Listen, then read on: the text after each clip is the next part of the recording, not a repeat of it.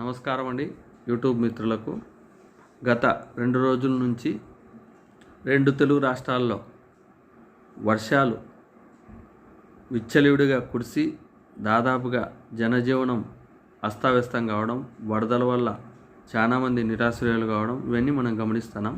మన ఆంధ్రప్రదేశ్లో విజయవాడలో దాదాపుగా 2 రోజుల నుంచి ఎటు చూసినా నీరు ఫస్ట్ ఫ్లోర్ వరకు మునిగిపోయినాయి. కొన్ని ప్రాంతాల్లో జనజీవనం అస్తవ్యస్తమైంది అని చెప్పి మనం మొత్తం టీవీలలో గమనిస్తున్నాం.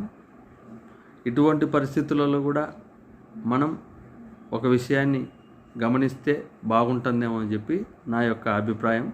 అది ఏంది అని మనం ఆలోచన చేస్తే, వీళ్ళ యొక్క కష్టాలైతే ఎవరేం తీర్చలేం. మనం ఎంతసేపు ఉన్నా వాళ్ళ గురించి మాట్లాడుకోవడం చూడడం తప్ప, వాళ్ళు పడిన కష్టాలు, అనుభవించిన కష్టాలు, ఆ విధంగా వరదలలో ఎవరైతే సర్వం కోల్పోయి పునరావాస కేంద్రాల్లోకి వస్తారో వాళ్ళకు మాత్రమే ఆ బాధలు అర్థమవుతాయి. మనలాంటి వాళ్ళు ఎంతసేపు ఉన్నా ఓన్లీ ఈ విధంగా మాట్లాడి వాళ్ళతో సేవాభావం వ్యక్తం చేయగలమేమో కానీ పూర్తిగా ఆ బాధ అనుభవించేటోళ్ళకి మాత్రమే ఆ కష్టాలు తెలుస్తాయి. ఇటువంటివన్నీ రాకూడదనే కోరుకుంటాం కానీ దేవుడి సృష్టి కొన్ని వస్తుంటాయి, ఈ విధంగా జరుగుతుంటాయి కాలక్రమేణా. కానీ ఇటువంటి విపత్తులు వచ్చినప్పుడు కానీ రాకముందు కానీ ఏ విధంగా జాగ్రత్తలు తీసుకోవాలా, ఏ విధంగా తీసుకున్నారు, ఏ నాయకుడు ఏ విధంగా తీసుకున్నాడు అని చెప్పి మనం ఒకసారి గమనిస్తే, గతంలో ఇటువంటి వరదలు వచ్చినప్పుడు విజయవాడ నగరంలో మొట్టమొదటిగా కృష్ణలంక అనే ఏరియా పూర్తిగా నీళ్ళల్లో మునిగి వాళ్ళు మొట్టమొదటిగా ప్రతి సంవత్సరం విధిగా వాళ్ళు ఇటువంటి వర్షాలు వచ్చినా కానీ, వర్షాల సీజన్ వచ్చినా కానీ వాళ్ళు కట్టుబట్టలతో వాళ్ళు ఏదైనా 10-5 సంపాదించుకుంటే డబ్బులు చేత పట్టుకొని, తులమో 2 తులాలో బంగారు చేతిలో ఉంటే దాన్ని చేత పట్టుకొని పునరావాస కేంద్రాలలో కూర్చొని విలువైన పత్రాలు ఏమన్నా ఉంటే చేతిలో పెట్టుకొని అక్కడ పునరావాస కేంద్రాల్లో గడపాల్సిన పరిస్థితి ఉండేది. కానీ ఇప్పుడు ఇంతటి ప్రవాహంలో గత 30 ఏళ్ళ కిందట వచ్చిన ప్రవాహం ఈరోజు విజయవాడకు మళ్ళీ వచ్చిందని చెప్పి వార్తలలో మనం గమనిస్తున్నాం. ఇంతటి ప్రవాహంలో కూడా ఒక వ్యక్తిని కానీ, ఒక వ్యక్తి చేసిన పనిని కానీ మనం గొప్పగా చెప్పుకోవాల్సిన పరిస్థితి. ఎందుకంటే ఆ కృష్ణలంక ప్రజలు ఈరోజు వాళ్ళు ఎక్కడికి వెళ్ళకోకుండా వాళ్ళ ఇళ్ళల్లోనే వాళ్ళు ప్రశాంతంగా జీవనం గడుపుతున్నారంటే కేవలం జగన్మోహన్ రెడ్డి గారు ఏదైతే ముందు చూపుతో వాళ్ళ యొక్క రాబోయే కాలంలో కూడా వాళ్ళు ఎదుర్కోకుండా, ఇటువంటి ఇబ్బందులు రాకోకుండా ముందు చూపుతో వాళ్ళకు శాశ్వత పరిష్కారం. అందరూ నాయకులు వస్తుంటారు, పోతుంటారు. వచ్చినప్పుడు నీళ్ళు వచ్చినప్పుడు 4 ఇసుక బస్తాలు తీసుకొని పోయి అక్కడ అడ్డం వేసి మేము నీళ్ళు రానియకుండా చేసినాం అని చెప్పి ఫోటోలకు పోజులు ఇచ్చి మమా అనిపించకుండా దాదాపుగా 3.5 కిలోమీటర్ల మేర 300 కోట్లు, 350 కోట్లు, 450 కోట్లు డబ్బు ఖర్చు పెట్టి అక్కడ వాల్ నిర్మించి, ఆ వాల్ నిర్మించడం వల్ల ఈరోజు ఆ కృష్ణలంక వాసులకు 11 లక్షల నీటి ప్రవాహంలో కూడా వాళ్ళకు ఒక చుక్క కూడా వాళ్ళకి నీరు లీక్ కాకోకుండా వాళ్ళ ఇళ్ళల్లో వాళ్ళ జీవనం ఈరోజు గుండె మీద చేసుకొని పడుకోవడం జరిగింది. మరి తెలుగుదేశం పార్టీ వాళ్ళు కానీ, జనసేన పార్టీ వాళ్ళు కానీ జగన్మోహన్ రెడ్డి గారు చేసిన ఈ యొక్క మంచి పనిని వాళ్ళు ఎక్కడ ఎవరు కానీ ప్రస్తావించరు. ఎందుకు ప్రస్తావించరంటే జగన్మోహన్ రెడ్డి గారికి ఎక్కడ మైలేజ్ వస్తుందేమో అని చెప్పి వాళ్ళ యొక్క అభిప్రాయం. కాకపోతే మనలాంటి వాళ్ళు ఖచ్చితంగా చెప్పుకోవాలి. ఇటువంటి పరిస్థితులు వచ్చినప్పుడు కానీ, ఇటువంటి సంఘటనలు జరిగినప్పుడు కానీ విజనరీ అనేవాడు ఏ విధంగా చేసినాడు, నాయకుడు అనేవాడు ఏ విధంగా ఉండాలా, నాయకుడు అనేవాడికి ఏ విధంగా ఇటువంటి సంఘటనలు ఉదాహరణలుగా నిలుస్తాయనే విషయంలో మనం ప్రజలకు చెప్పాల్సిన బాధ్యత మనలాంటి వాళ్ళ పైన ఉంది. కాబట్టి మనం ఖచ్చితంగా చెప్పాల్సిందే. వాళ్ళు కూడా జగన్మోహన్ రెడ్డి గారి గురించి, వాళ్ళ గురించి మాట్లాడేటోళ్ళే. ఎప్పుడు మాట్లాడేవాళ్ళు? పొరపాటున ఈ 12 లక్షల క్యూసెక్కుల వరదలో ఈ వాల్ పొరపాటున ఎక్కడైనా కానీ కొట్టుకొని పోయి కృష్ణలంక ప్రాంతంలో ప్రజలగిన కొట్టుకొని పోయి ఉండింటే ఖచ్చితంగా అప్పుడు స్పందించేవాళ్ళు, అప్పుడు మాట్లాడేవాళ్ళు. ఎందుకంటే జగన్మోహన్ రెడ్డి గారు కోట్లు ఖర్చు పెట్టి ధనాన్ని వృధా చేసినాడు, నాసిరకంగా గోడ కట్టినాడు. ఆ గోడ కట్టడం వల్లనే ఈరోజు ఆ గోడ డ్యామేజ్ జరిగి నీళ్లు లోపలికి పోయి కృష్ణలంక ప్రజలు కొట్టుకొని పోయినారు, వాళ్ళ ఇండ్లు కొట్టుకొని పోయినాయి. ఇంత విపత్తు జరగడానికి కారణం జగన్మోహన్ రెడ్డి చేతగానితనమే, జగన్మోహన్ రెడ్డి ముందు చూపు లేనితనమే. ఇటువంటి మాటలు మాట్లాడేవాళ్ళు. కానీ ఈరోజు జగన్మోహన్ రెడ్డి గారు ఇంతటి ప్రవాహంలో కూడా ఆ వాల్ను ఏ విధంగా కన్స్ట్రక్ట్ చేసినాడో తెలియదు కానీ, ఎంత స్టాండర్డ్గా కన్స్ట్రక్ట్ చేసినాడో తెలియదు కానీ ఆ వాల్ ఇటువంటి ప్రవాహంలో నీళ్ళల్లో కూడా నిలబడడం అనేది గొప్ప విషయమే.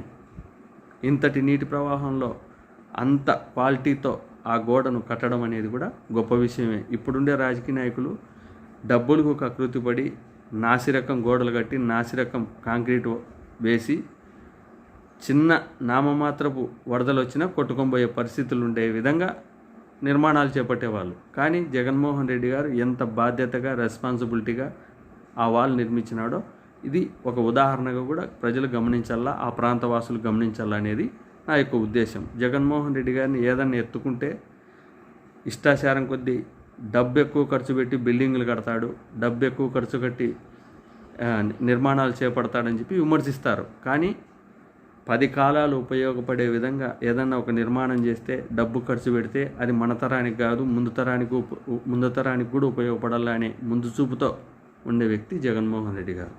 ఇది ప్రజలు గుర్తెరగల. ఆలోచన చేసుకోండి ఒక్కసారి.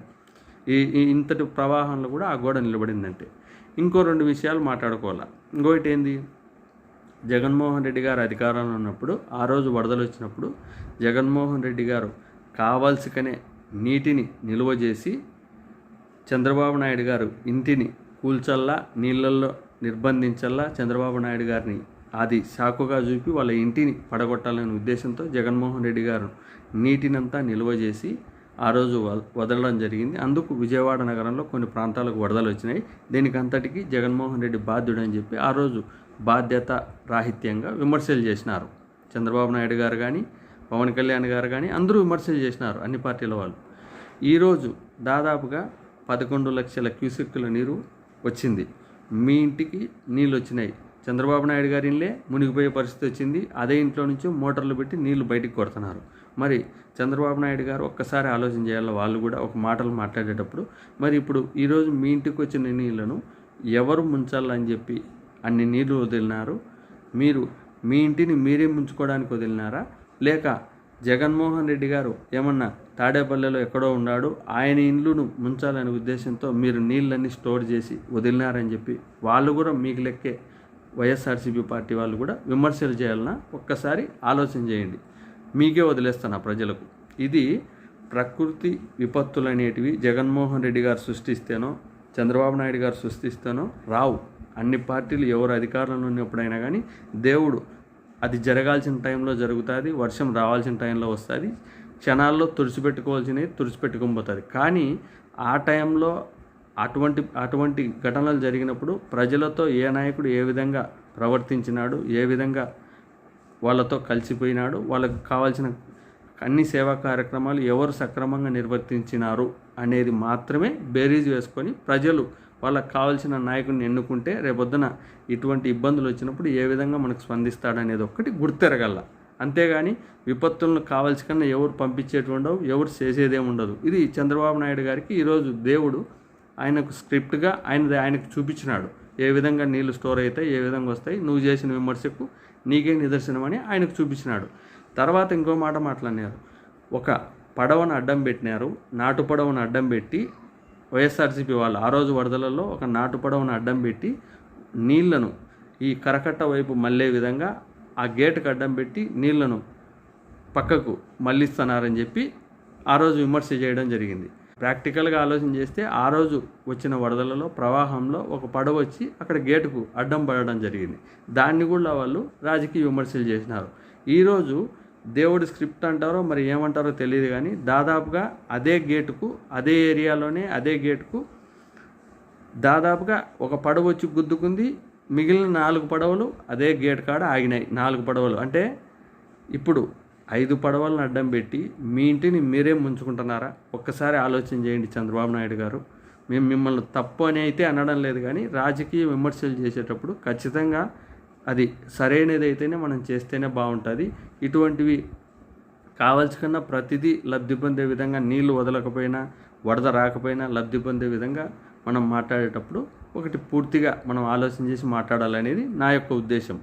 మరి ఏదన్నా కానీ మనం ఈ గోడ గురించి మాట్లాడితే, జగన్మోహన్ రెడ్డి గారు చేసిన దాని గురించి మాట్లాడితే, మనం ఏదన్నా ఒక చెట్టు నాటినప్పుడు కానీ అది దాని యొక్క ప్రతిఫలం దాని గురించి మనం ఆలోచన చేసేది, దాని మంచి చెడులు కూడా ఎప్పుడు ఆలోచన చేస్తామంటే అది పెరిగి పెద్దయి నలుగురికి నీడనిచ్చి నలుగురి ఆకలి తీర్చినప్పుడు మాత్రమే దాని విలువ మనకు గుర్తొస్తుంది.